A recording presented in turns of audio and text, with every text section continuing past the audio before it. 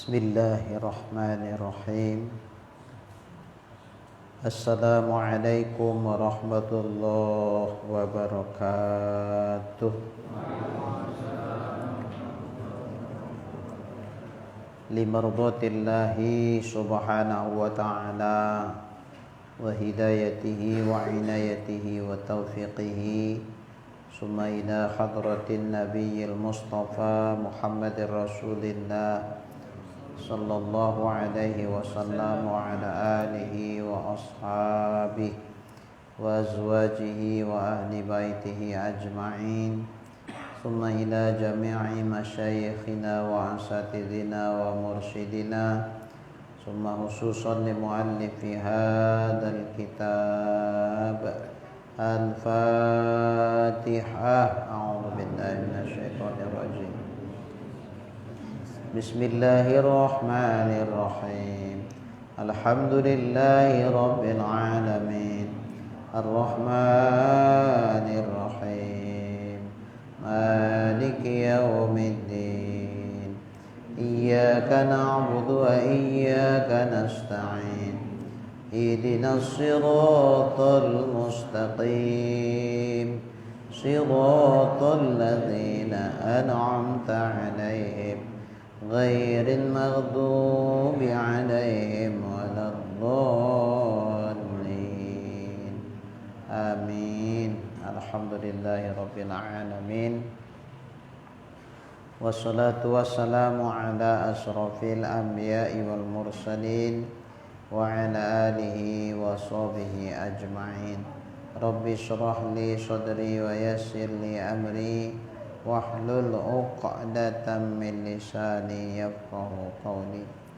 Qala al-muallif rahimahullahu ta'ala wa adama naf'ana bi'ulumihi fid dharain. Amin. Summa qala Allahumma hidayatan lis-shawab ya rabbal alamin. Kajian kita malam ini insyaallah membahas kajian fikih. Setelah yang lalu tasawuf.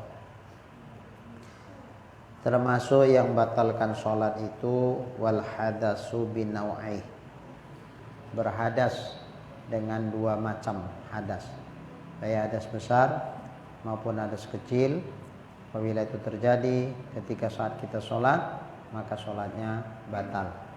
Disengaja ataupun tak disengaja hadas itu terjadi. Banyak ataupun sedikit. Misalnya buang angin. Banyak nembak dia, dus gitu. Atau sedikit aja.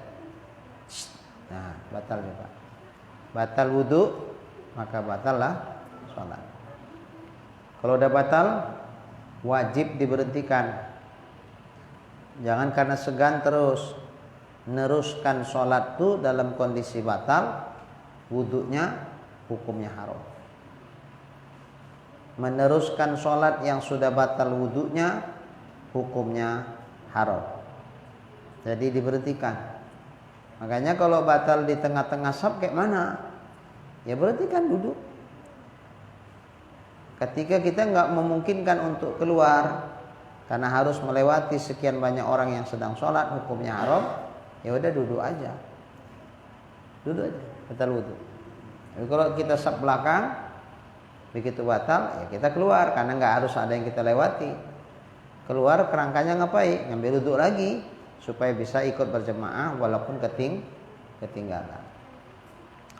Tapi kalau posisi kita di tengah saf, di depan kita ada saf, belakang kita ada saf, kanan kiri kita saf.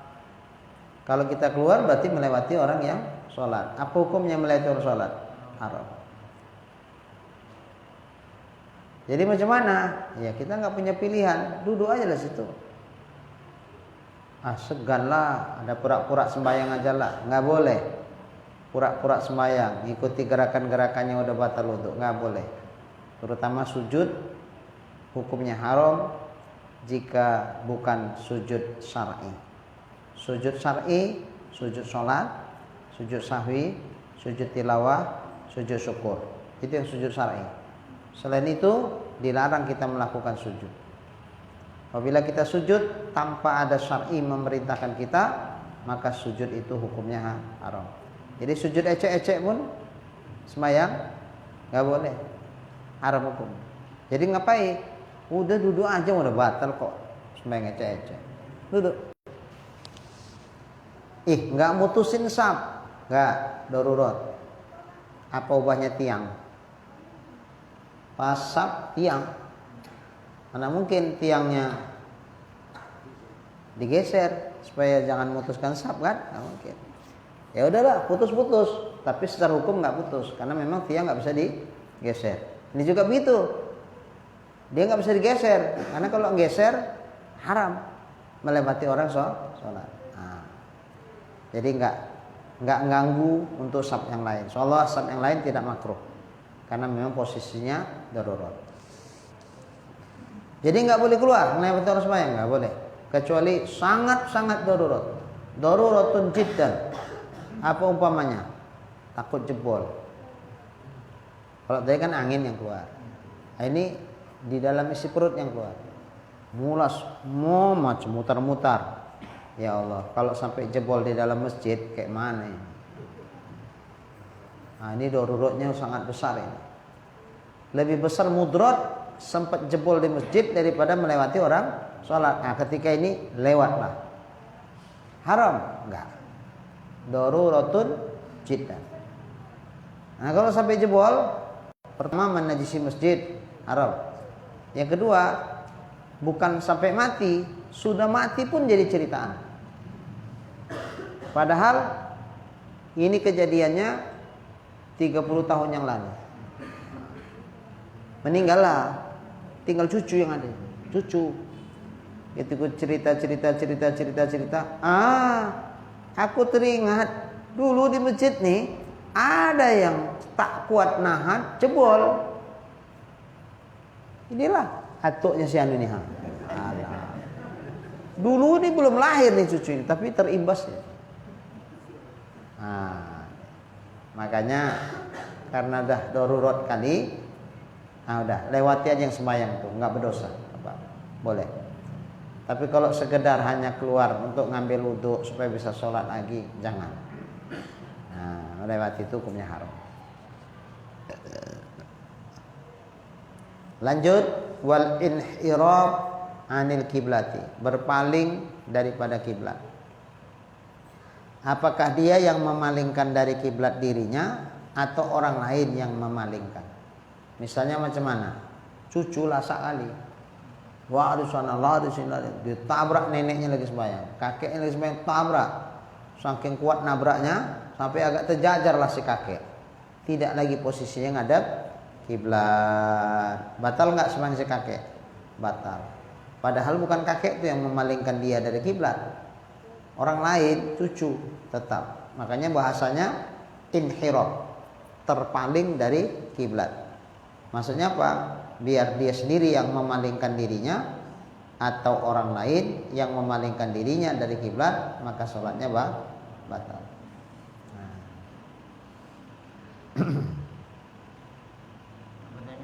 Berpaling itu kira-kira berapa banyak, berapa derajat? Sekira-kira tidak lagi dadanya ngadap kiblat. Makanya hati-hati ngucap salam. Assalamualaikum. Posisinya masih ngadap kiblat. Warahmatullah, baru noleh. Jangan belum kum udah noleh.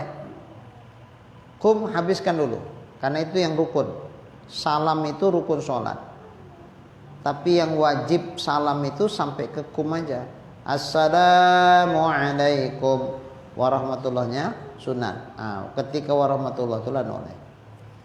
Jangan gini saking gerem, anak-anak nih ribut wali. Allah, udah gondok aja nih bapak ini, karena di belakang dia. Asyhadu an la ilaha illallah. Wah, ketepuk lagi. Ini siap sembahyang mau lah aku jewer satu-satu ini. Udah gerem aja.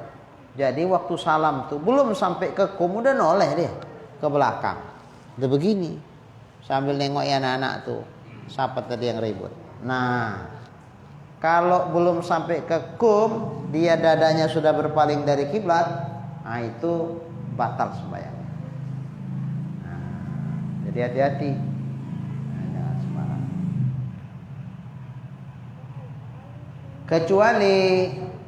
Kecuali kalau dia sembahyang di atas kendaraan sholat sunat. Nah, kalau kendaraannya pula belok ke arah bukan kiblat, ya apa boleh buat, kiblat dia yang arah tujuan lah, boleh. Makanya sembahyang sunat boleh di atas kendaraan walaupun tidak menghadap kiblat. Kok dibolehin? Ini dikasih rukhsah, dikasih keringanan supaya kita tidak menjadikan alasan bepergian dengan kendaraan sehingga sholat sunat yang biasa diamalkan menjadi tidak teramalkan. Nah, kenapa aku nggak sholat duha? Kan sholat duha biasa diamalin. Cemana lah, awak pigi-pigi di atas kendaraan. Cemana mau sembahyang? Sholat sunat boleh di atas kendaraan, kiblatnya arah yang dituju oleh kendaraan itu, itulah kiblat. Jadi waktu takbir pertama nggak perlu ngadep kiblat. Kalau mudah bisa ngadap kiblat, habis itu jalan. Tapi kalau enggak, gimana mau ngadap kiblat? Mobilnya berhenti. Ini jalurnya jalan tol, berhenti nggak bisa sembarangan. Oke, jadi bagaimana? Ya udahlah, boleh kuat, nggak bisa lawan hadapkan ke kiblat. Ya udah, nggak apa-apa. Kalau mudah, hadapkan dulu takbir, habis itu jalan. Kemudian tidak ngadap kiblat, nggak apa-apa, karena kiblatnya arah yang dituju. Tidak boleh dia berpaling kepada arah yang ditujunya, nggak boleh, karena itulah pengganti kiblat. Kalau dia berpaling kepada arah yang bukan ditujunya, batal sholat. Kecuali kalau dia berpaling ke arah kiblat yang sebenarnya, nah itu boleh. Saya kiblat yang sebenarnya sana, misal dia ngadapnya ke sana tujuannya, nggak boleh ke kiri. Kalau dia balik gini batal. Tapi kalau dia balik ke kanan, karena itu kiblat yang sebetulnya, ya boleh, nggak apa-apa. Itu kalau kita naik kapal laut, waktu takbir pertama mesti ngadep kiblat. Kalau kapal laut kayaknya mudah ngadap kiblatnya, karena kapal laut nggak kayak mobil. Kapal itu kan laut itu kan jalannya kan mesti lurus ya. Nah, kan di laut ya. Jadi kalau mobil kan jalannya ikut jalan lah. Apalagi di kelok 9. Kelok. Pak, saya ini pernah kelok 9. Belum pernah. Bolehlah nanti kalau kapan-kapan pergi. Ikut Pak saya di kelok 9. Wah, gini. Semana menghadap kiblat kayak gitu. Ya udahlah. Mobilnya kelok-kelok ya pun kelok-kelok lah. Enggak apa-apa. Enggak batal enggak. Nah, kalau kapal laut bisa berdiri pun bisa, rukuk sujud sempurna bisa. Ada kiblatnya bisa, insyaallah. Ada musolanya di kapal laut, tempat sembahyang ada itu. Kemana kita ngadap? Ke kiblat. Mana kiblatnya? Tengok kompas di atas. Ada bacanya. Biasanya gitu. Kiblat. Dia elastis itu. Kalau kapalnya gini, nanti kompasnya bergerak sendirinya. Kiblat. Makanya kadang-kadang nanti kita sembahyangnya ada ke sana. Ya kalau ininya kan ruangannya tetap segitu aja. Kompas nanti anak panahnya ngarah ke sana, kiblat. Kadang-kadang ke sana. Ya orang kapalnya belok, kapalnya belok, itunya kayak elastisnya. Nah, petunjuk kompasnya tetap dia bergerak. Jadi tapi beloknya itu kan kalau kapal laut tidak kayak mobil. Nah, kalau mobil kan beloknya gini, kalau kapal laut enggak, agak lurus. Jadi insya Allah selama kita sembahyang tuh mudah-mudahan kiblatnya nggak berubah, sehingga sepanjang kita sembahyang tetap ngadap kiblat. Normal lah, nggak ada masalah. Pernah saya sekali di kapal laut sembahyang di musolanya, di tempat sembahyang itu lah musolanya. Ya bisa kok. Saya ketika mau sholat anak panah saya tengok ke sana sampai selesai salam, sampai bahkan sholat waktu yang berikutnya pun masih seperti itu. Nah, tergantung juga lah yang mau dilewati. Bisa Kalau yang di kapal laut kayak bisa normal. Di pesawat terbang yang nggak bisa. Nah, kalau kapal laut wudhu pun bisa. Kalau pesawat terbang wudhu nggak bisa. Nah, kalau kita wudhu, bayangkan semua penumpang yang Islam wudhu mau kayak mana itu stok airnya. Nah, takutnya nanti tak kemana-mana airnya, konslet pula listrik ya. Terakhir pesawatnya terjadi gangguan, takutnya terjun bebas ke laut. Jadi peraturan penerbangan tidak dibolehkan itu. Nah, jadi ada jamaah kita, saya Ustaz, waktu pergi ibadah haji Ustaz, bisa kok wudhu? Dengan bangganya lah. Saya bilang nggak usah wudhu, gitu. Saya bisa Ustaz, dengan bangganya ngomong itu. Iya, untung ibu sendirian. Kalau semua pesawatnya nuki ke laut, konslet. Nah, itu pun karena nggak ketahuan Bu sama petugas. Kalau ketahuan petugas ibu dilarang itu. Oh gitu Ustaz. Iya. Nah, ini perlu disampaikan juga di manasik. Nah, perlu juga disampaikan nih. Ya, nanti mereka wudhu pula di pesawat kan, kacau. Untung satu orang. Ya kalau semua kayak mana itu? Nah. Nabi Muhammad ketika musafir nggak pernah bontot-bontot. Nah, ya udah. Kalau nanti jumpa air wudhu, nggak jumpa air ya tayamum. Kalau ada debu, nggak jumpa air, nggak jumpa debu, ya udah pakai itu tawure. Nggak merepotkan diri. Kalau di atas pesawat nggak bisa wudhu, ya tayamum kalau ada debu. Cuman kira-kira ada nggak debunya? Nggak ada, ya udah nggak usah tayamum. Jadi macam mana sembahyangnya? Pakai itu tohret. Sembahyang ketiadaan dua alat toharoh. Alat toharoh ya air sama debu. Ya sembahyang. Sekedar menghormati waktu. Nanti sampai di darat diqadha. Alah, tayamum aja lah, tapi nggak ada debu. Anggap aja lah ada debu. Oh, boleh. Iya, biasanya mana darurat. Kalau boleh dianggap ada debu, lebih bagus dianggap ada air, karena duluan lagi wudhu dari tayamum. Ya, jadi kalau dia aci, ecek-eceknya ada debu, disapukanlah di dinding tempat duduk depan. Bukan. Mana debunya Pak? Anggap aja ecek-eceknya ada. Oh gitu. Ya udahlah, aku wudhu lah ecek-ecek. Bapak ngapain? Wudhu. Mana airnya? Ecek-ecek ada air. Kok kayak gitu? Ya Bapak ecek-ecek ada debu, maksud saya nggak ecek-ecek ada air. Saya lebih afdol ecek-ecek ada air, karena duluan lagi wudhu baru tayamum. Gitu. Nah jadi nggak ada itu. Ya, kalau memang debu nggak ada, nggak usah dipaksakan harus tayamum. Udah sembahyang aja. Toh nanti seandainya pun dipaksakan tayamum, wajib ganti juga. Nggak wudhu nggak tayamum juga. Karena nggak ada air, nggak ada debu, ya diganti juga sembahyang. Nanti udah mendarat diganti, jangan tak diganti. Waktu saya sampaikan sama ibu-ibu yang sudah berangkat sih haji. Diulang lagi Ustaz sembahyangnya? Ya diulang. Coba ibu pikir, sempurna ibu sembahyang ibu itu. Kiblatnya kemana? Wudhunya di mana? Tayamumnya gimana? Rukuk sujudnya gimana? Sempurna ibu rasa? Iya juga ya. Itu. Tapi sah nggak sembahyangnya waktu itu Ustaz? Sah.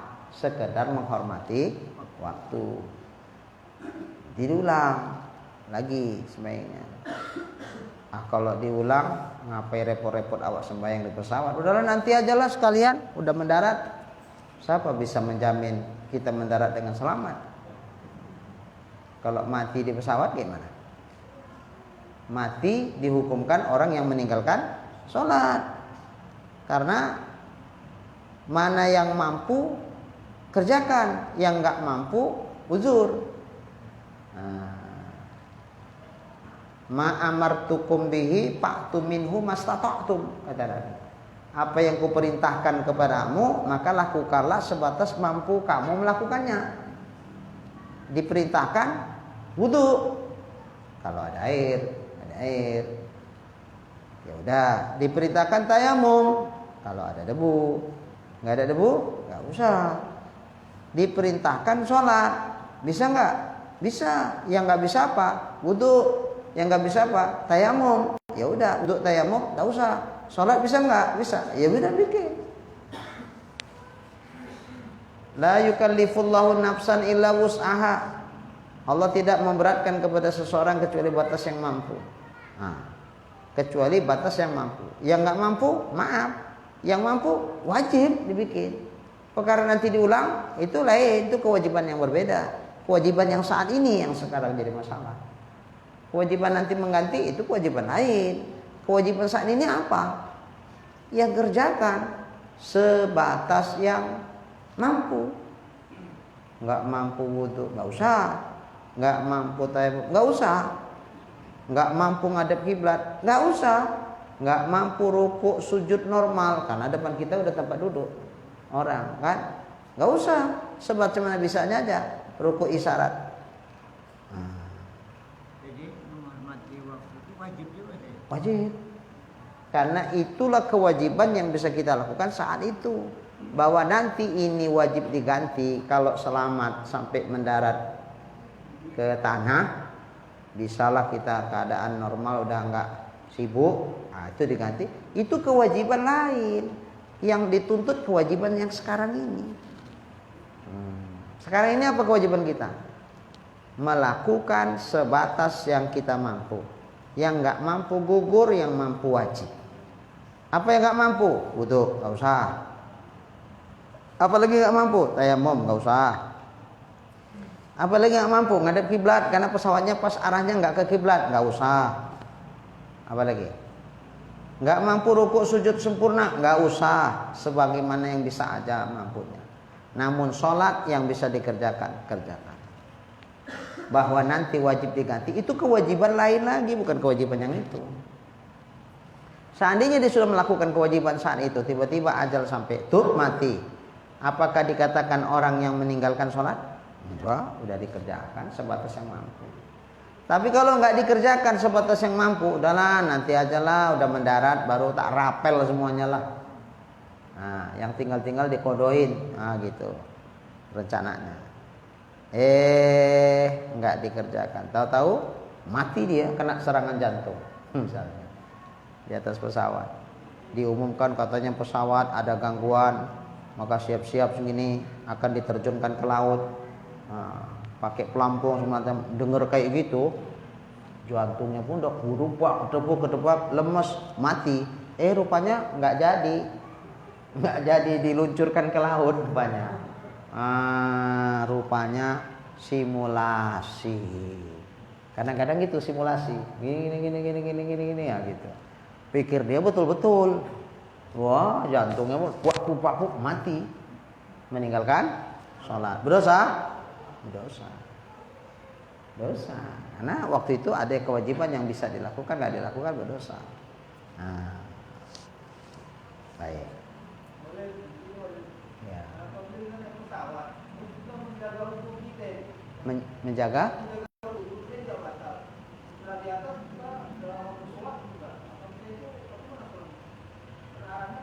Oh, ada wudu.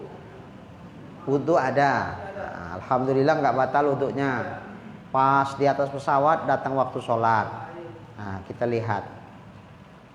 Kalau nggak mungkin dijamak, memang harus jamaknya di atas pesawat. Misalnya begini, pesawat berangkat sebelum masuk waktu zuhur. Sementara pesawat sampai mendarat sudah waktu maghrib atau isya, misalnya. Kan nggak mungkin dijamak ini. Tapi kalau misalnya di atas pesawat waktu zuhur, ketika berangkat belum masuk zuhur. Zuhurnya di mana? Di atas pesawat. Tapi pesawat mendarat di waktu asar. Nah kalau gini kita nggak usah sholat di atas pesawat. Ngapain? Nanti aja di atas pesawat niat aja, ku jamakkan ini zuhur ke asar.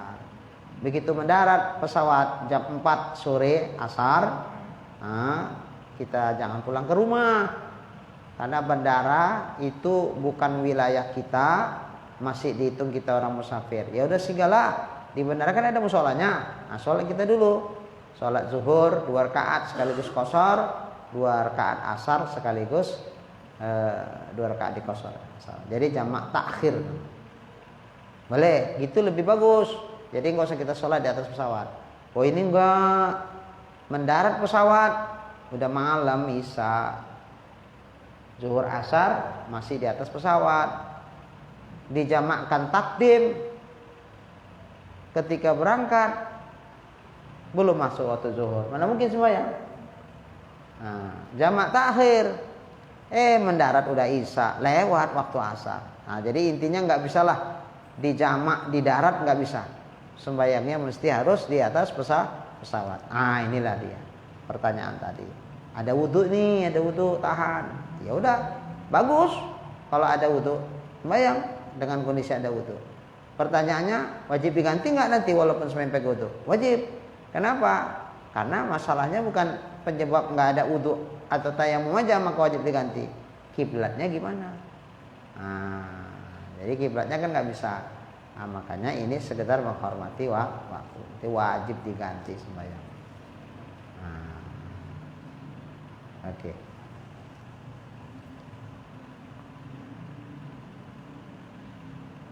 Inilah kalau pergi umroh atau pergi haji, yang kayak ginilah tercecer-cecer lain. Nah, karena apalagi dalam manasik itu hanya bahas haji aja. Jamak qashar dianggap udah pandai aja, nggak dibahas lagi. Rupanya masih berceceran ilmunya. Pergi umrohnya umroh sunat, sembayangnya hancur. Padahal sembayangnya wajib. Allah ya Allah, gara-gara umroh sunat, jamak takdim, jamak takhirnya hancur. Nggak pandai dia.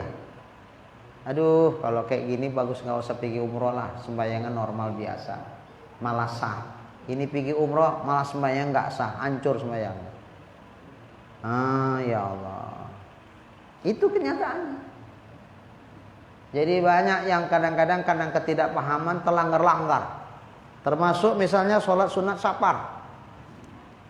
Berangkat umroh diinstruksikan setelah subuh langsung gerak ke bandara, kumpul, titik kumpul di bandara. Kata travel, nggak diangkat orang travel dari rumah ke bandara. Nah, pergi masing-masing, nanti ditunggu aja di sana. Biasa begitu. Oke. Nah, habis subuh ya udahlah, makan dulu lah, sarapan segala macam. Nah, habis itu doa, tutup doa. Begitu udah siap-siap mau berangkat, ada yang ngasih tahu, jangan berangkat gitu aja lah. Udah sholat sunat safar? Belum. Sholat dulu. Kayak mau pergi kemana ini, mau pergi ke Mekah nih. Sholat dulu. Oh iyalah sholat. Cuman niatnya Wak? Ya kau pun mau pergi-pergi sholat safar dan niatnya nggak tahu. Sengaja aku sholat sunat safar 2 rakaat karena Allah. Nah, gitu aja Wak? Iya. Saninya Wak? Ayatnya maksudnya surah. Saninya apa Wak? Kuliah sama kulhu. Oh gampang lah Wak. Ya gampang lah. Pula apa ya. Dah. Bayang. Habis itu berdoa. Mudah-mudahan selamat. Pergi selamat pulang. Nah, dapat berkah lah kau yang mengerjakan umroh nih. Sekaligus jangan lupa nanti di Mekah berdoa supaya cepat dapat jodoh, jangan jomblo kau. Itu. Ya lawak. Masih lajang udah berangkat umroh. Nah, sholat ya. Apa hukumnya sholat safar setelah subuh? Haram. Sholat sunat safar itu sholat sunat yang bersebab. Yang sebabnya belakangan, sholatnya duluan. Sebabnya apa? Safarnya, piginya itu. Sholatnya duluan, setelah sholat baru kita bergerak. Safar. Orang yang melakukan safar itu namanya musafir. Perjalanan dia yang berangkat itu namanya safar. Maka ini bukan sholat sunat musafir. Sholat sunat sapar. Musafir itu ya dia orangnya yang melakukan perjalanan itu namanya musafir. Perjalanannya itu disebut sapar. Maka nggak ada sholat sunat musafir, nggak ada sholat sunat sapar. Nah, ini sholat sunat yang bersebab, yang sholatnya duluan, sebabnya belakangan. Haram dilakukan di 5 waktu. Termasuk setelah sholat subuh, sebelum naik matahari setinggi segala. Tapi dia nggak ngerti. Uwak yang ngajari pun tadi nggak ngerti. Taunya kalau pergi sabar, jangan lupa. Agak setengah marah pula tuh masih tahu. Kau kayak mau melancong aja kau. Salam melancong pun sunat sapar kau lagi mau pergi ke Mekah, mau ibadah tak sholat sapar. Sholat. Ya. Uwak tuh pun tak ngerti. Dia pun tak ngerti. Sholatlah. Berangkat umrohnya sunat belum jelas, dosa sholatnya jelas sudah duluan. Kan ironis itu. Mau melakukan ibadah sunat tapi belum apa-apa sudah terlanggar yang haram. Apa sebab? Ilmunya kurang. Nah, ada Pak Saidi. Kalau Pak Saidi nanti mau berangkat umroh, ajak saya. Tapi diongkosi lah.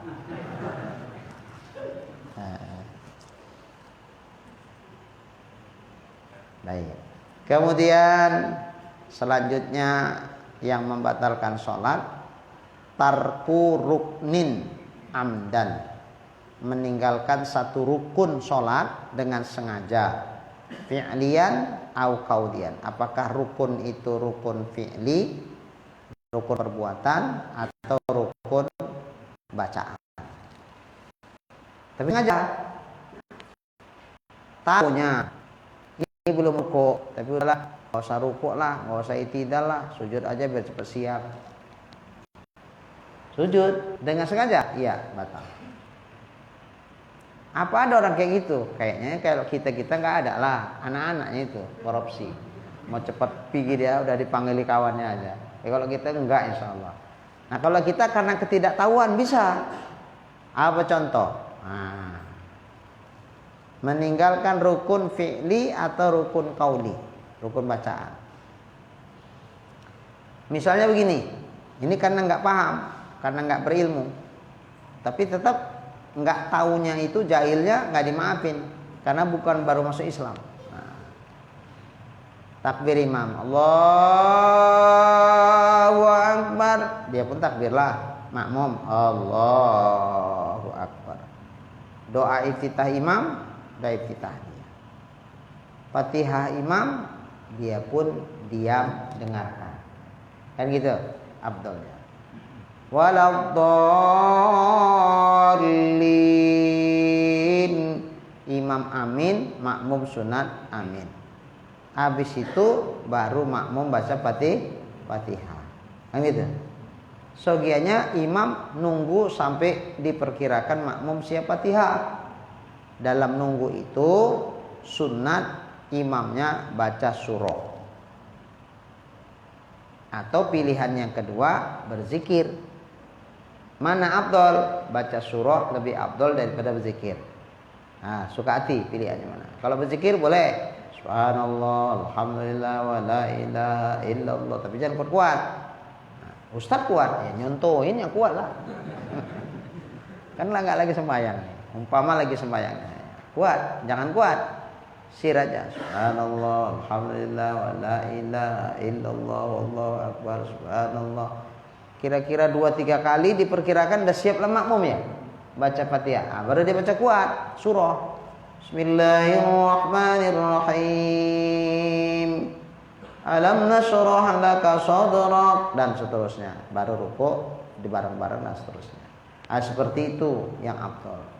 Cuman kalau kayak gitu makmumnya pun komplain. Maka aja pun imamnya maunya janganlah dia nunggu-nunggu awak lagi. Awak Fatihah, dia ayat, siap dia, siap awak, rukuk dia, tinggal kita rukuk. Jadi nggak nunggu-nunggu. Ini imamnya lama nunggu-nunggu. Ngapain nunggu-nunggu? Bukan imam yang komplain, makmum yang komplain. Lama kali pun. Nah, Terakhir, imam nggak nunggu-nunggu lah, langsung waladdallin, amin, langsung bismillahirrahmanirrahim, langsung. Ya udahlah kalau langsung ayatnya seukuran Fatihah itulah minimal.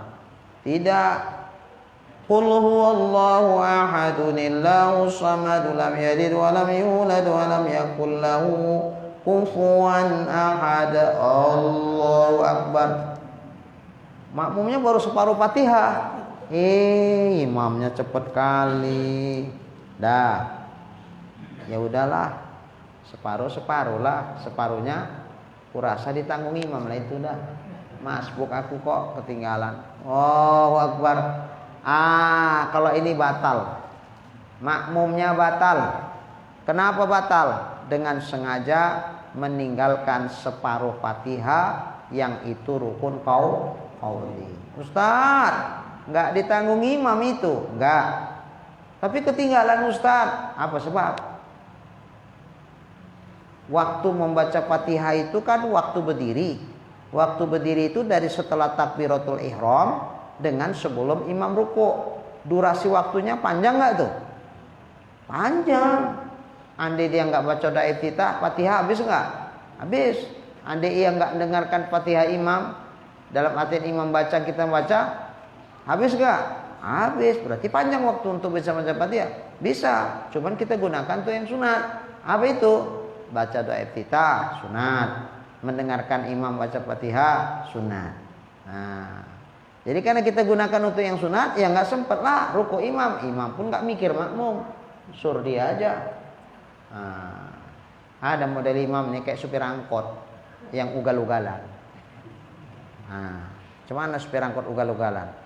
Asal pokoknya sudah naik kaki dia di angkotnya, nggak ditengoknya udah duduk apa belum penumpang, jalan aja nih. Terakhir tercampak penumpang tuh, terjajar di apanya, di angkotnya. Per, ini nenek-nenek ini belum lagi duduk, udah jalan aja. Oh iya katanya. Ini supir angkot ugal-ugalan. Kenapa? Ngejar setoran. Kalau nunggu nenek tuh duduk lama kali, tancapnya aja. Jadi imam ini pun ada yang seperti itu kadang-kadang. Nggak mikir makmum udah siap apa belum, mau ruku aja dia. Jadi makmum yang potong-panting. Mending kalau makmumnya ada ilmu, ya udahlah, imam ini nggak main nunggu aja, udahlah, ruku lah. Aku teruskan Fatihahku. Toh aku bukan masbuk, aku muafik. Ketinggalan pun aku ruku dari imam, itu tidak sampai menggugurkan rakaat. Yang kalau enggak rukuk bersama imam, itu yang gugur rakaat jika hitungannya masbuk. Aku bukan masbuk kok. Sempat aku baca Fatihah, seandainya aku baca tadi enggak aku baca yang sunat-sunat. Berarti aku hitungannya orang muafik, bukan masbuk. Orang muafik kalaupun ketinggalan enggak bisa rukuk bersama dengan imam, itu rakaatnya tetap dihitung. Teruskan aja. Imam udah ruku, dia separuh Fatihah, lanjut aja dia. Waladdallin. Begitu mau tunduk, imam bangkit. Sami Allahu liman hamidah. Makmumnya turun, selisih di jalan. Makmum turun, imam bangkit, selisih di jalan. Nah, tapi yang pasti makmum tidak bisa mendapatkan ruku bersama dengan imam. Dihitung nggak rakaatnya itu? Hitung. Loh, tapi ketinggalan. Oh, ini dia muafik, bukan masbuk. Ketinggalan kan gara-gara ngamalin sunat ya.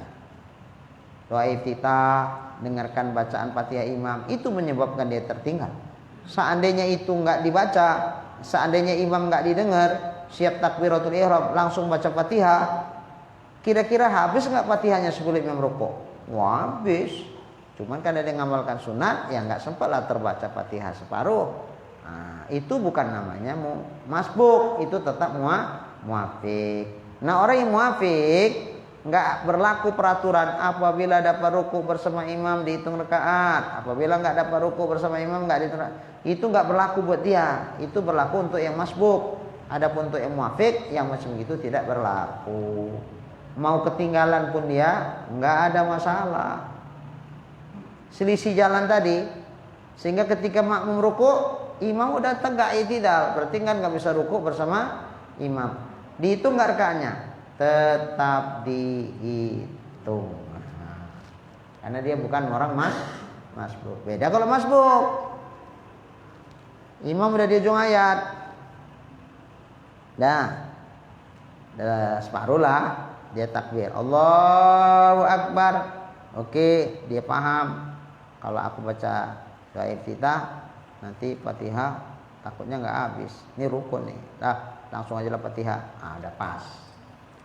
Tapi masalahnya separuh Fatihah imam ruku Allahu Akbar. Ini masbuk apa muafik? Masbuk. Karena begitu siap takbir, dia nggak ngamalkan yang sunat-sunat, langsung Fatihah yang wajib. Tapi separuh Fatihah ruku imam, berarti kan nggak dapatnya seluruh Fatihah di dalam nggak habisnya seluruh Fatihah ketika berdiri. Imam udah ruku, berarti apa yang harus dilakukan dia? Ruku ikut imam supaya rakaat dihitung, atau teruskan Fatihah? Ruku.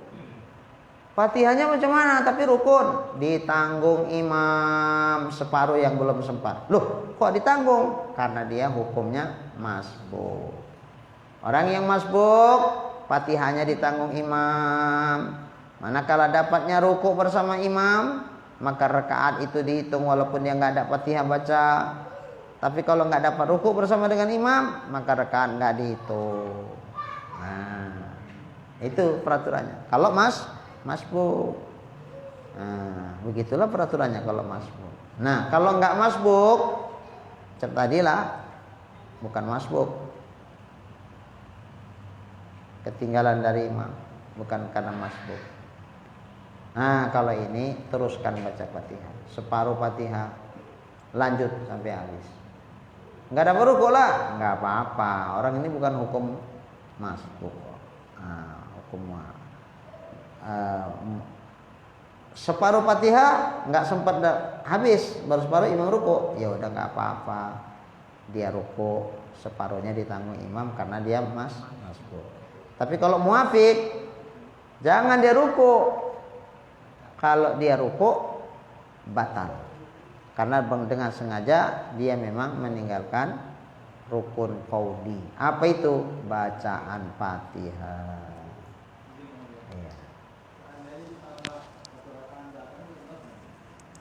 Yang mana? Yang muafik. Terus imam ruku dia ikut ruku. Fatihah nggak diteruskan. Ya tadi itu tarku ruknin amdan. Fi'liyan au qauliyan. Meninggalkan rukun sholat dengan sengaja. Apakah rukunnya itu rukun perbuatan atau rukun bacaan? Ini rukun yang mana ini?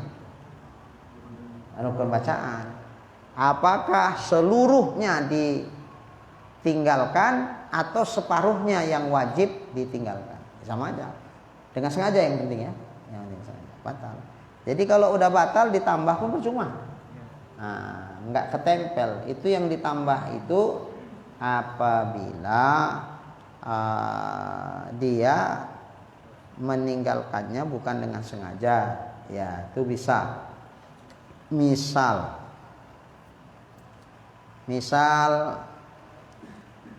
nggak sengaja dia perasaan udah baca Fatihah, perasaan doa iftitah ayat, perasaan sudah. Tiba-tiba ruku, i'tidal, sujud, duduk, sujud kedua, berdiri rakaat yang kedua. Waktu berdiri rakaat kedua baru ingat dia, sadar, tadi kok rakaat pertama nggak baca Fatihah, ya Allah lupa. Doa iftitah langsung lompat ke surah, tidak baca Fatihah, Allah ya Karim. Nah, ini rakaat yang keberapa?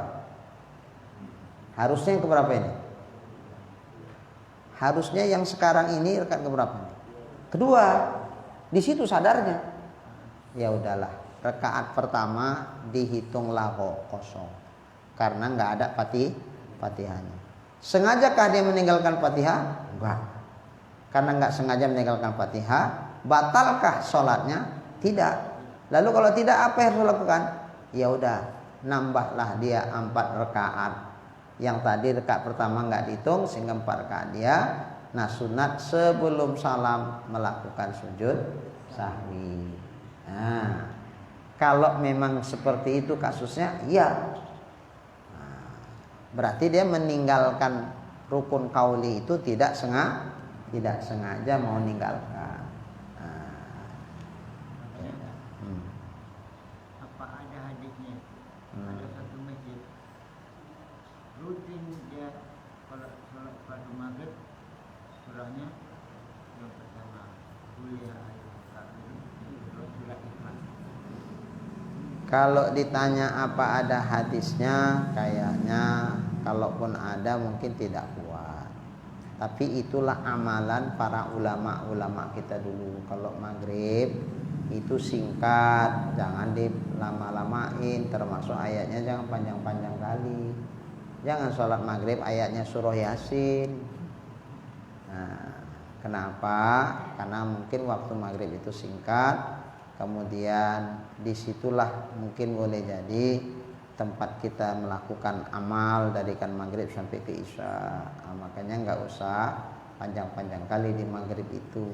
Nah, singkat-singkat aja. Cuman gini, karena imamnya nggak pandai merasa. Sedang Fatihah 7 ayat, nanti dia rakaat yang kedua nggak dia nanti dulu yang surah itu kan cuma 4 ayat ya. Nah, jadi makmum belum selesai Fatihah, dia udah baca surah Ikhlas. Dia ketinggalan kadang makmumnya karena dia buru-buru baca surah Ikhlas. Ya itu tadi nggak bijak. Makanya kalau surah Ikhlas, ya dia break lah. Sampai diperkirakan nggak pun habis, ya udah tinggal 2/3 lagi lah Fatihah habis, itu baru dia tegak baca surah. Dia baru baca surah dan sebagainya. Itu perlu dikasih masukan ke imamnya. Kalau sering-sering ya Pak Imam, ayat pendek itu terserah, karena memang waktunya pun maghrib singkat. Cuman maunya kalau Pak Imam baca ayat pendek itu, biarlah dulu makmum siap baca Fatihah. Jadi makmumnya nggak pontang-panting. Karena Pak Imamnya ayatnya pendek, larinya cepet, giginya 5, bukan gigi 4 lagi, gigi 5. Kayak angin lah makmumnya. Udah nenek-nenek sama kakek-kakek, giginya pun udah berlepasan. Kalau kencang-kencang, hurufnya berubah-ubah. Tolonglah Pak Imam, janganlah. Mau ayat Qul Huwallahu terserah, nggak masalah. Tapi perkirakan kami udah tinggal sedikit lagi Fatihah atau bahkan sudah selesai Fatihah baru dimulai. Nah, gitulah. Boleh ngasih masukan. Jadi kalau dia memberi salam, aturannya huruf K, tapi jadi to. Aturannya tullah, ini tolak. Assalamualaikum warahmatullahi. Itu nggak masalah karena ujungnya sunat. Iya. Pak Saidi nanya tapi jawab sendiri. Ya udah nggak apa-apa. Saya cuma mengiyakan aja lah. Karena saya baru dapat dari Ustaz yang wajib itu. Iya, warah. Assalamualaikum. Sampai ini katakan sampai selesai. Oh enggak. Wassalamualaikum aja yang wajib. Baik. Jadi kalau sengaja ditinggalkan batal, tapi kalau nggak sengaja nggak batal. Kasusnya macam tadi, lupa ruku, sujud. Nah, sampai di sujud beringat, karena ini apa ini? Galau berat nih, galau berat, lagi ada masalah, sampai bisa nggak sadar nggak ruku. Dari berdiri itu baca ayat langsung Allahu Akbar sujud. Udah sujud beringat, harusnya kan ruku dulu kok sujud terus aku nih, ya Allah. Apa yang harus dilakukan? Batal nggak sembahyang itu? Enggak. Tapi apa yang harus dilakukan? Ya udahlah, orang memang mau rukuk, ya berdiri, terus langsung rukuk dia. Nggak boleh. Rukuk itu bukan dari sujud terus rukuk. Rukuk itu dari berdiri tunduk. Nah, maka balik lagi posisi semula. Semula sebelum sujud ngapain? Berdiri kan? Nah, berdiri. Baru rukuk, i'tidal, sujud, seterusnya. Sampai salam. Sebelum salam, sunat dia melakukan sujud sawi. Tuh, kenapa susawi? Ma'abdullah bi'amdihi yusjadu bisawihi. Kalau dilakukan dengan sengaja yang salah tuh, itu membatalkan sholat. Ketika dilakukan tidak dengan sengaja, sholatnya enggak batal, tapi disunatkan sujud sawi. Nah, itu contohnya. Nah, itu kalau dia ingat sebelum sampai kepada tempat yang dia lupa. Seperti waktu sujud ingat, oh salah aku ini, harusnya rukuk, balik. Gitu juga kalau dia ingatnya waktu duduk, Rabbil firli, ya Allah, tadi salah, nggak rukuk. Ya udah, Rabbil firlinya stop, segera berdiri, rukuk, i'tidal, sujud, duduk, dan seterusnya. Nanti sunat sujud sawi. Gimana kalau seandainya udah sampai ke tempat yang dia lupakan itu? Di situ baru ingat. Pas rukuk ingat dia, ya Allah, tadi rakaat pertama nggak ada rukuk, langsung sujud. Astagfirullah, dalam hatinya gitu, bercakap kan? Ya udah, macam mana ini? Balik kemana ini? Bisa balik nggak? Mau balik kemana? Baliknya ke rukuk lah, yang tadi ditinggalkan. Sekarang rukuk, ya nggak perlu balik ke rukuk, yang udah rukuk. Ya udah, harusnya ini tadi hitungannya rukuk rakaat yang kedua. Ini jadi hitungan rakaat yang pertama, rukuk rakaat pertama ini. Karena rukuk rakaat yang pertama itu nggak ada, maka rukuk rakaat kedua ini itulah jadi rukuk rakaat yang pertama. Berarti nambah berapa lagi setelah ini? Nambah setelah yang ini, rakaat yang ini nambah berapa lagi? Ya nambah 3 lah kalau dia 4 rakaat. Nah, nanti sunat sujud sahwi. Bisa paham ya? Saya mana tahu tak kejadian, begitulah solusinya. Nah, baik.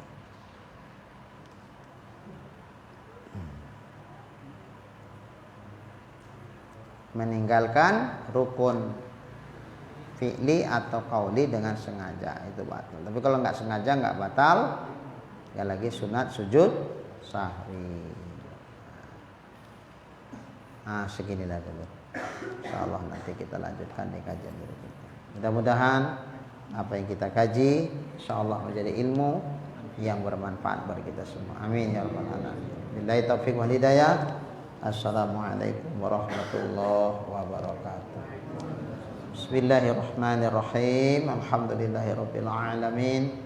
Wassalatu wassalamu ala asrofil anbiya'i wal mursalin wa ala alihi wa sahbihi ajma'in. Allahumma arzuqna imanan kamila wa yaqinan sadiqa wa qalban khashiya wa ilman nafi'a wa amalan maqbula wa taubatan nasuha wa husnal khatimah. Allahumma arzuqna rizqan wasi'an halalan tayyiban mubarakan jamila wa ilal khairi qarribna wa 'anil syarri ab'idna waqdi hawaijana fid din wad dunya wal akhirah innaka 'ala kulli syai'in qadir. Sallallahu ala sayyidina Muhammad wa ala alihi wa sahbihi ajma'in. Walhamdulillahi rabbil alamin. Taqabbalallah.